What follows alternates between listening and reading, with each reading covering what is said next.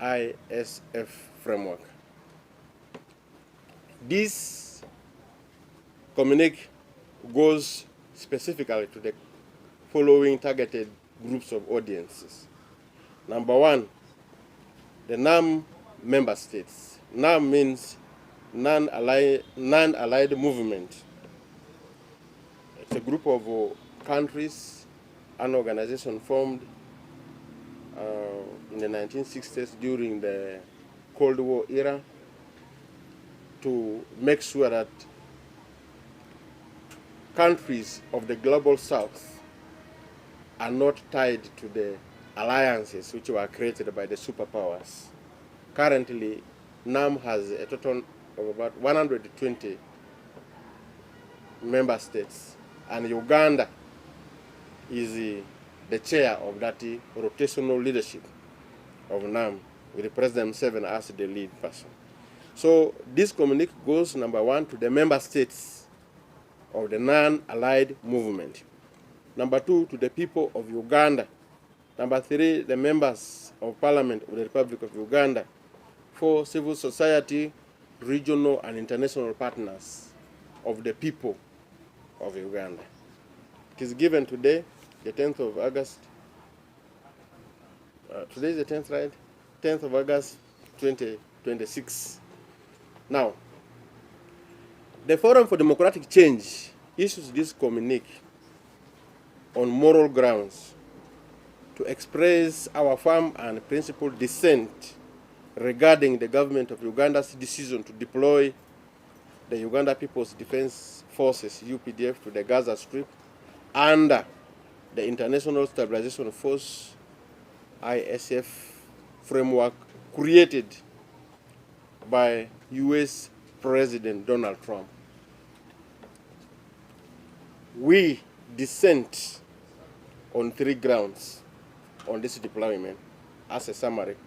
Number one, as key points, moral grounds based on the doctrines of the non-allied movement, which I will explain here.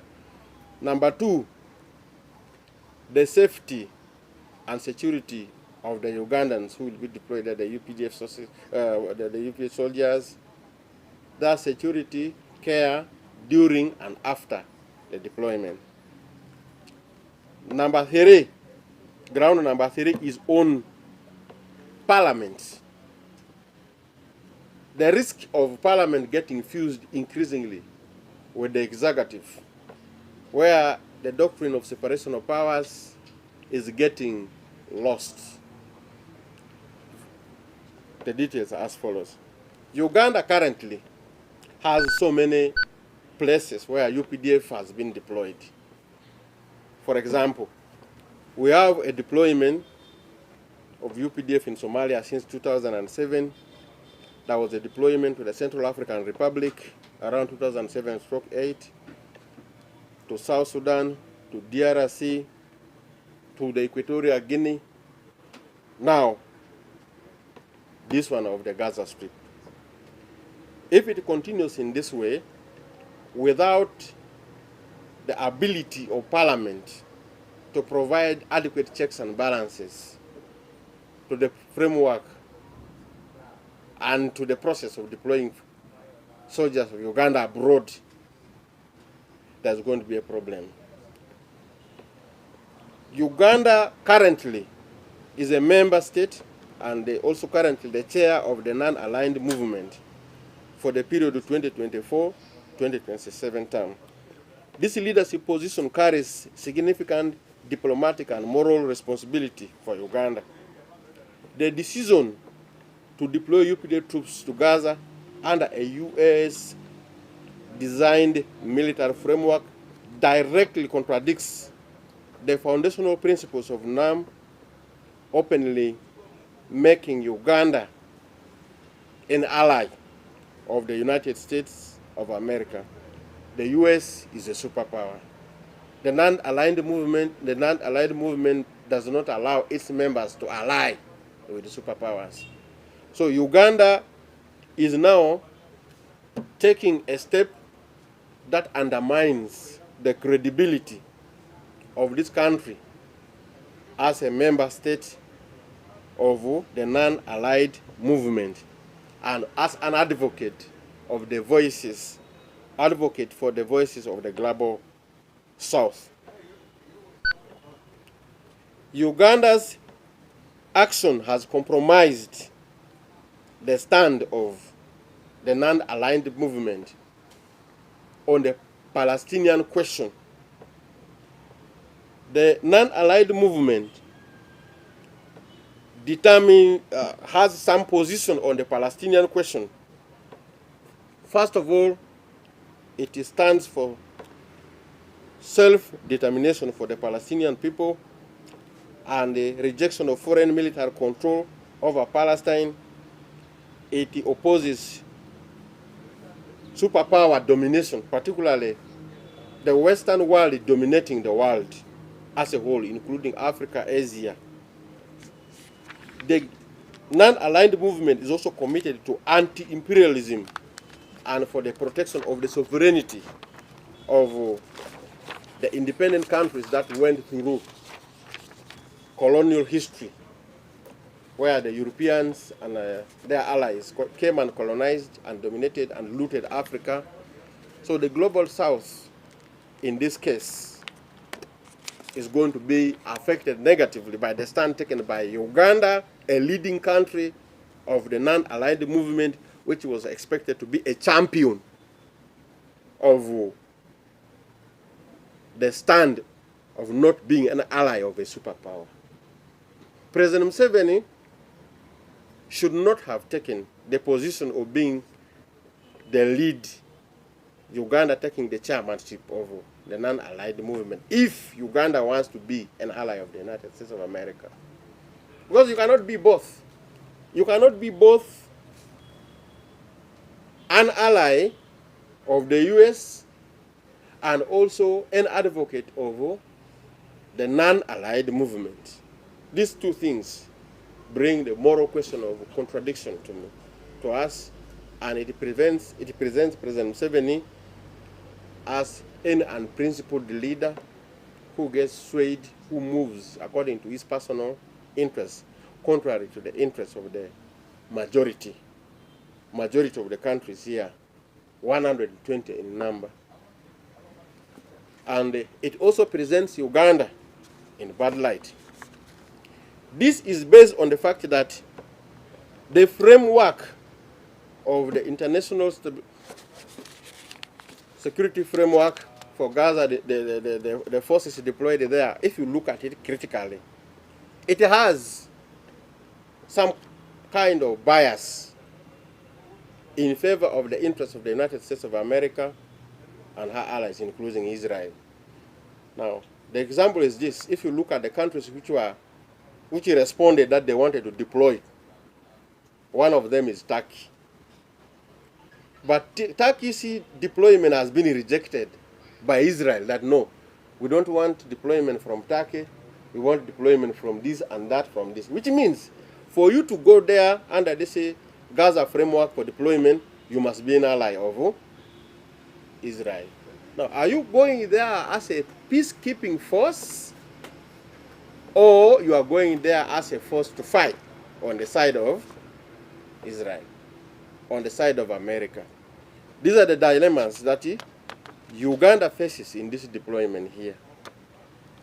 Now, the people of Uganda and the government of Uganda since independence have had a very clear stand on the Palestinian question, pursuing the ideal, the direction of peace, a peaceful resolution of the conflict in Gaza, and based on the formula of two-state solutions. Israel should exist, and Palestine should also exist. The two-state solution is the stand where Uganda is. But now, when you go with this, the arrangement of this mission is to disarm one side of the war, but not talking about the other side of the war. It makes Uganda not as a peacekeeper, but as an ally in a state of war. This is not good for Uganda. Secondly, there is this problem with the process of approval, the approval of the deployment abroad of Ugandan forces. Members of parliament were denied the time to examine the matter deeply. The motion authorizing UPDF deployment was hurriedly tabled, rushed through the plenary process, passed without any adequate debate, not scrutinized by any parliamentary committee. It was not supported by a clear risk analysis or cost-benefit analysis.